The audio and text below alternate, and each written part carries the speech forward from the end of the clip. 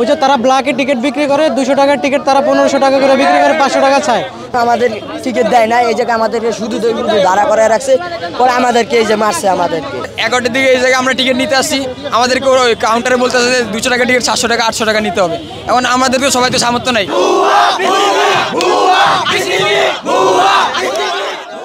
BPL খেলার আয়োজনটা হয় দেশের মানুষ একটু ভালোভাবে আনন্দ নিবে, ক্রিকেট প্রেমী দেশপ্রেমী আমাদের ভাইরা আসলে ক্রিকেট খেলাতে আনন্দ নিবে। কিন্তু এখানে আসার পর আমরা ঠিকমতো টিকিট পাই না, তাদের যে ডিস্ট্রিবিউশন সিস্টেম এগুলো আসে ভালো না, তাদের মধ্যে সিন্ডিকেট দুর্নীতি সব কিছুই, তারা ঠিকমতো ডিস্ট্রিবিউশন করে না। ওই দিন প্রথম দিন যখন খেলা দেখতে আসলাম আমরা, তখন দেখলাম আসার পরে মেইন গেটে আসার পরে দেখলাম যে আমার টিকিট ঠিকমতো নাই, টিকিট ওনারা ভিতরে আটকে রেখে আমাদেরকে টিকিট দিতেছে না। তারপর ওই যে স্টুডেন্ট পোলাপান আন্দোলন করে গেট ভেঙে দেওয়া হলো, এই আর কি। এখন আজকে আবার এখানে আসলাম, আজকেও বলতেছি টিকিট নাই। এখন তাদের এই দুর্নীতি হলে আসলে আমাদের পক্ষে খেলা দেখা সম্ভব না, এইসব খেলা দেখা আসলে আমাদের পক্ষে সম্ভব না। তারা টিকিটটা তাহলে দেয় কাকে?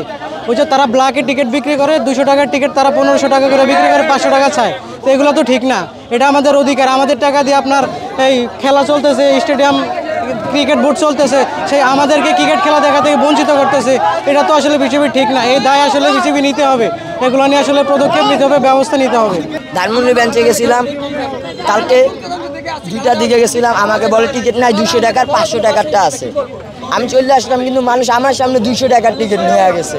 আমি আবার আজকে সকালে এই জায়গায় দাঁড়া হয়েছি লাইনে, 12টা বেজে গেছে, টিকিট দেয় নাই। পরে মানুষ এটা ভাঙচুর করছে, পরে 5 নাম্বার গেটে গেলাম, আমাদের টিকিট দেয় না, এই জায়গায় আমাদেরকে শুধু দাঁড়া করে রাখছে, পরে আমাদেরকে এই যে মারছে আমাদেরকে।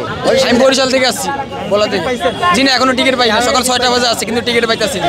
11টার দিকে এই জায়গায় আমরা টিকিট নিতে আসছি, আমাদেরকে ওই কাউন্টারে বলতেছে যে 200 টাকা টিকিট 700 টাকা 800 টাকা নিতে হবে। এখন আমাদেরকে সবাই তো সামর্থ্য নাই, যেমন অনেকে অনলাইনে টিকিট কাটে, আমাদেরকেও বাটনপুর থাকলে তো আমরা অনলাইনে টিকিট কাটতে পারবো না, সবাই তো আর এই সামর্থ্য থাকে না।